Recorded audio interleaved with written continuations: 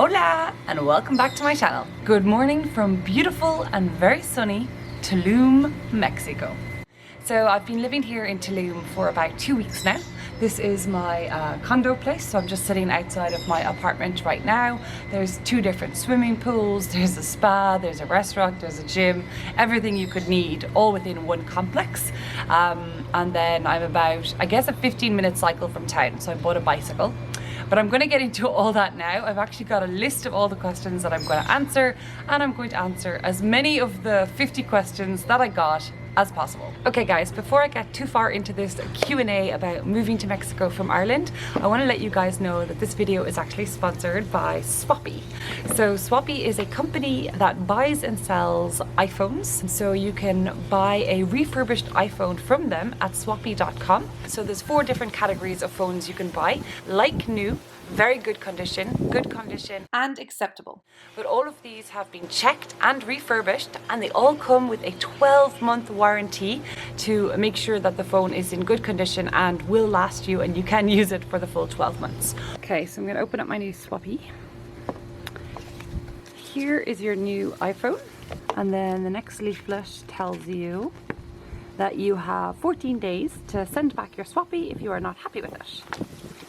So as you can see, the phone looks like new. There's no scratches or anything on it. Very shiny. So if we turn it on, hola!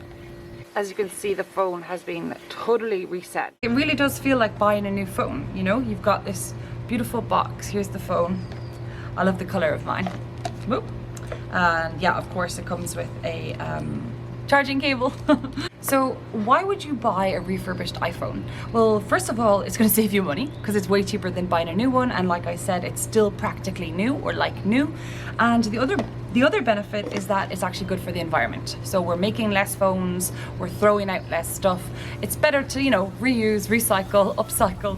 So that is Swappy. You can check them out at swappy.com and pick out whatever iPhone you want. It's not just about buying iPhones, but you can actually also sell your old iPhone on Swappy. So you can buy iPhones, you can sell iPhones, and they are all checked and refurbished and in perfect working condition. So that is the sponsor of today's video. Let's get right into this Q&A about life in Mexico. Okay, so question number 1 was, why are you moving to Mexico? Which is obviously a very good question. So I've been living back in Ireland for the last 5 months during lockdown due to COVID-19, but before that I was living in Bali for 3 years on and off. Absolutely loved Bali, but unfortunately I did have to leave due to the visa situation, and Bali is not opening for tourists this year. So originally the plan would have been to move back to Bali in September, but that was not an option. Now I've actually been to Mexico before. I was here 4 years ago for 3 months and I absolutely loved it. I was mainly in the Yucatan Peninsula, which is where I am right now, in Playa del Carmen, in Merida, in Cancun, and here in Tulum. So I knew it was a beautiful place. I also knew that it was getting quite popular with digital nomads, especially Playa del Carmen and Tulum. It's a pretty cheap cost of living. You know, I could get a really nice apartment here, get a bike, live near the beach, go to like really nice co-working cafes. And I just thought it might be a nice place to live for a few months. Now the other thing was, you don't have to quarantine when you get into Mexico. Mexico is virtually open to everyone, even Americans, and Americans can't go to a lot of places. So I knew I would be able to fly here and I'd be able to get in and I wouldn't have to quarantine. I also knew that the visa is for 6 months, so you get 180 days on arrival in Mexico. That's the visa, and so it meant that I could stay for 6 months without having to worry about like doing visa runs or going to another country and coming back in, or you know, having to find a new country to move to within 2 or 3 months, as is the case in many different countries. So 6 months visa, I didn't have to quarantine, I found pretty cheap flights from Europe to Mexico, and I had been here before and knew it was a pretty beautiful place. Okay, so I did get lots of questions related to coronavirus, obviously, and COVID-19. So one of the questions was, did I have to quarantine? And like I just said, no, you do not have to quarantine for 2 weeks. Mexico is open for tourists, so people are actually coming here on holiday. The only problem is you might have to quarantine when you go back to your home country. So for example, if I was to return to Ireland right now, I would have to quarantine for 2 weeks. But I just got a one-way ticket. I'm not planning to go back to Ireland anytime soon. I'm actually planning to stay here 6 months or maybe even longer. So that wasn't really an issue for me. But if you are coming here, you could actually come for a week or two. You don't have to quarantine on arrival in Mexico. The flight was fairly painless. Obviously everyone wore a mask, a lot of people were wearing visors, a lot of hand sanitizer everywhere. The planes felt quite clean, very cold, because they're like recirculating the air quite a lot, circulating the air. And then in Mexico, like, I'm not going to say that the coronavirus is like very under control here. There's a lot of cases here for sure, but also the population is very large, and mainly the cases seem to be in Mexico City and that area, and not so many in this area like Tulum and Playa del Carmen and the Yucatan Peninsula. So I didn't feel unsafe in that regard, and you know, it was just a decision I decided to make. And then on that topic, a lot of people had questions about what it's like currently here. You do have to wear masks on the streets. When you go into a restaurant, you can take it off. You go into a cafe, bar, you can take it off. There's currently an 11 p.m. curfew, so all of the bars and restaurants in the Quintana Roo, which is where I am right now, do close at 11 p.m. So I'm not here like partying all night as some people seem to think, and it's really mainly like restaurants that are open rather than bars.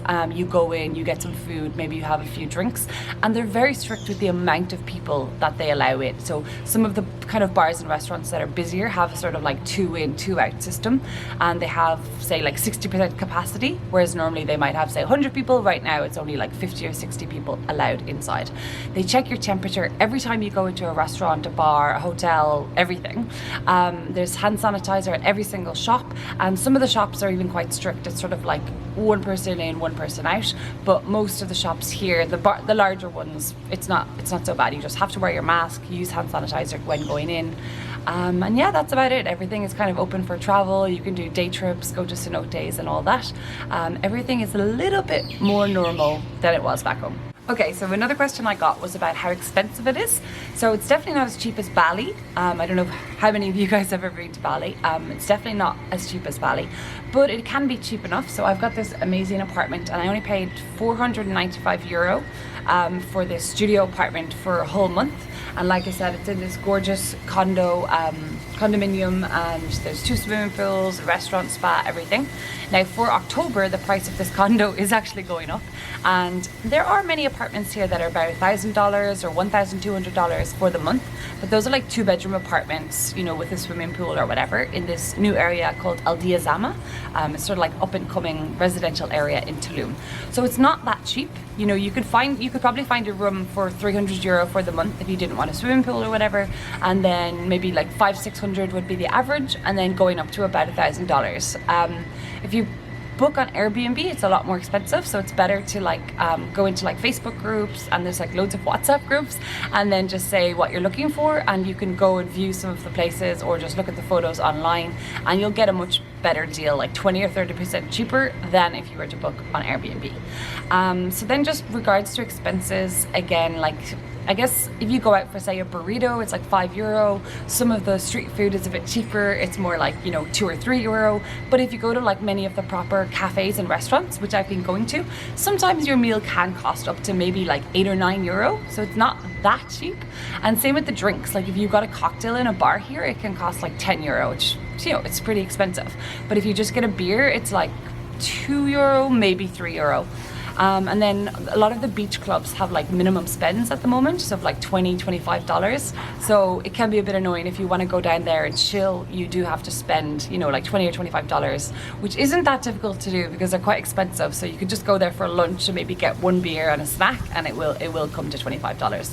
So as regards to budget, you know, it really depends on how much money you have. You could probably live here on $1,000 a month, or your apartment could cost $1,000 and you could easily spend another $1,000 just living, so you might need $2,000. So anywhere between $1,000 and $2,000 is what you're going to need to live here, depending on what type of lifestyle you're living. Another thing is getting around. So everything is kind of spread out. Like I'm in La Valletta in Tulum, and it could take me half an hour to walk to the big supermarket or half an hour to walk to yoga. So I actually bought a bicycle, and I bought it for like €60, so it's pretty cheap. Again, I bought it off a girl on a Facebook group. You can buy new bicycles for maybe €90 and then sell them when you're leaving. And another option is scooters, but scooters are actually quite expensive here. They're like between $20 and $25 a day to rent, US dollars. You know, and if you compare that to Bali, where it's like $4 or $5 a day to rent, it's a big difference. So if you were staying more than like a few weeks, you would actually probably be better off buying a scooter rather than renting one, because yeah, it can add up real fast. Same with taxis. Like we got a taxi back from the beach the other day. So the beach is actually 5 kilometers away from Tulum, and it cost like, it was expensive, like almost €20. I think we got ripped off, but like, yeah, it was pretty expensive, because even the taxi from Cancun to Tulum from Cancun airport cost like €70, I think it was, but it was a 2-hour drive, so it's not that bad, but again, not that cheap either.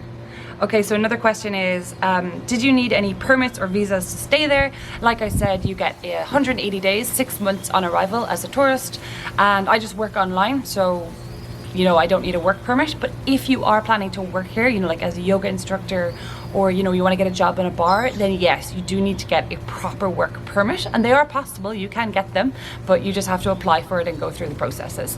If you're just planning to work online, or you're just here as a tourist, you just get a tourist visa, and it lasts for 180 days. Okay, so another question is, do people speak much English here, or do you really need to know Spanish?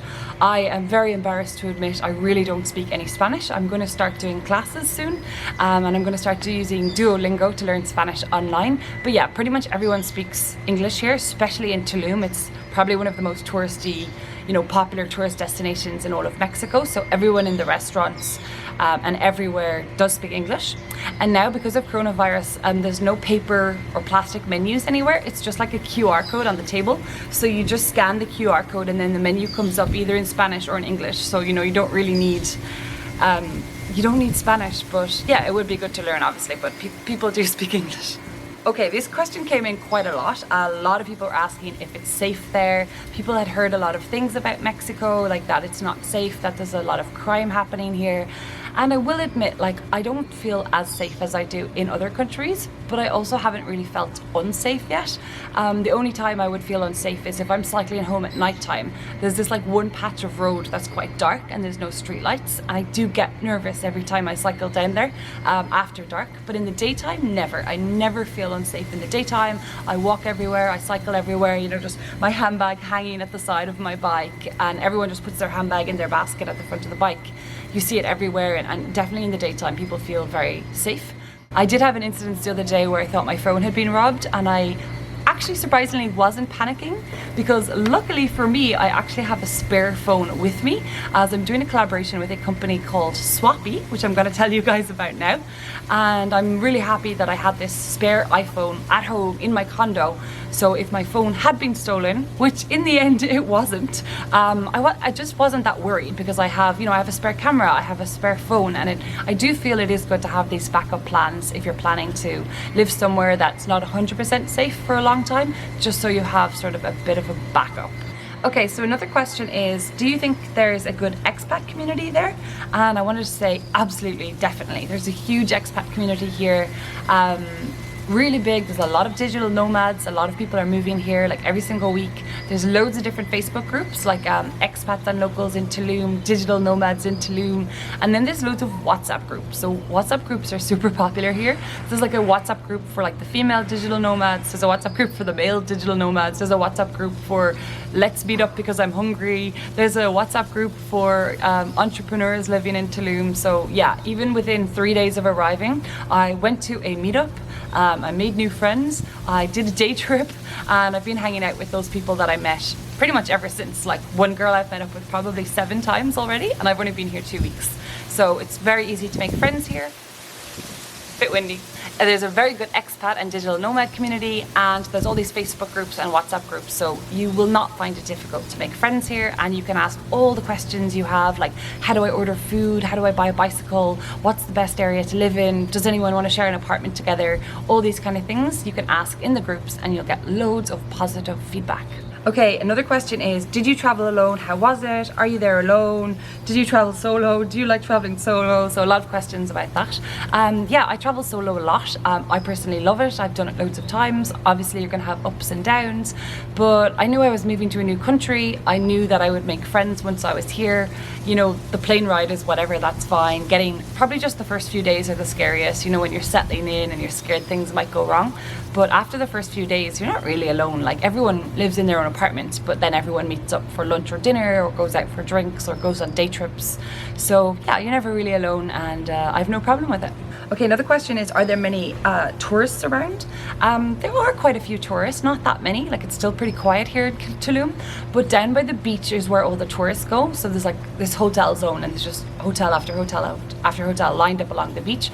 In the town, you don't really see that many tourists. I think it's mainly like digital nomads, expats and locals, whereas the tourists are down by the beach. So I haven't been down to the beach that many times, but yeah, there are tourists coming here, mainly I would say from America. Okay, next question. Any hurricanes? I haven't experienced any hurricanes here yet, but there was one, I think, the day before I arrived. So we're slowly going out of wet season, so it's really, I mean, it's super green and it's very humid here at the moment. But they said by like October, November, it will be less humid, cooling down slightly, and apparently it's really pleasant here in like December and January. So that's kind of like the best time to visit if anyone is planning to come here. Okay, like 10 different people asked me, are you in quarantine? Are you in quarantine? Are you in quarantine? Do you have to quarantine? And I did already say this, but just to clarify, you do not have to quarantine coming into Mexico, but you will probably have to quarantine going back to your own country. Like, even within the US, I think there's places where you would have to quarantine. Definitely within Europe, if you're coming from Mexico, you would have to. But me coming from Ireland into Mexico, I did not have to quarantine. So I've only been here 2 weeks. So if I did have to quarantine, I wouldn't have seen anything. I would just be inside my apartment for the first 2 weeks, but I didn't have to. Another thing, people didn't ask, but I did not need to take a COVID test.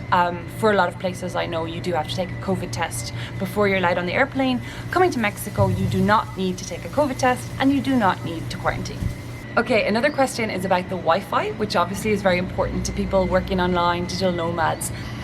In my apartment, it's amazing. Like, I have absolutely no complaints about it. The only thing is that we lose electricity about once a day, sometimes just for like 10 minutes, sometimes for an hour or two. It's really bad at nighttime, because if the electricity goes, the aircon goes, the fan goes, and the water goes, so you couldn't even, you know, have a cold shower or something. Power outages are pretty common here in Tulum. You know, it's developed very fast. There's a lot of people moving here. There's a lot of apartments and residences. And I think in some ways, sadly, you know, this sort of jungle outback town can't really deal with the demand. So there's definitely a lot of power outages. And I have heard that the Wi-Fi can be really bad in certain areas of the town. A lot of people were asking that and were, yeah, sadly surprised when they got here and realized that the Wi-Fi is actually really bad.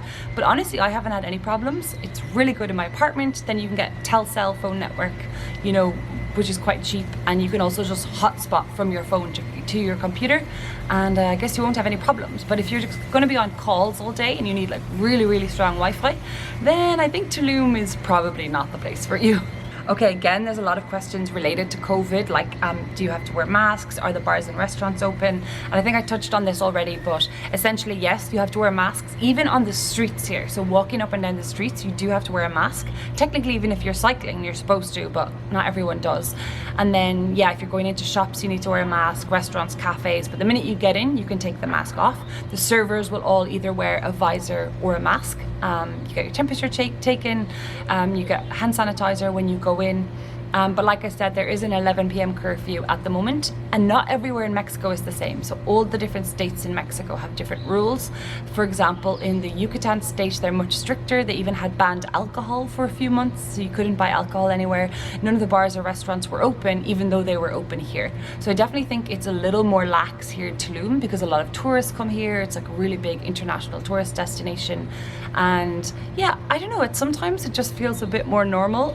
You easily could forget that this pandemic is going on. You know, you're sitting on the beach and you're just enjoying nature. You're in the jungle, you're swimming in a cenote, and obviously you're not wearing a mask when you're swimming, and no one is. So yeah, it's easy to kind of forget about it and just pretend that you're back in normality for a while. Okay, so I think that's it with my Q&A about moving to Mexico. If you guys do have any more questions, be sure to leave them in a comment below, or you can send me a message on Instagram. If you want to see more videos like this about life in Mexico, don't forget to give this video a little thumbs up and think about subscribing to my channel below.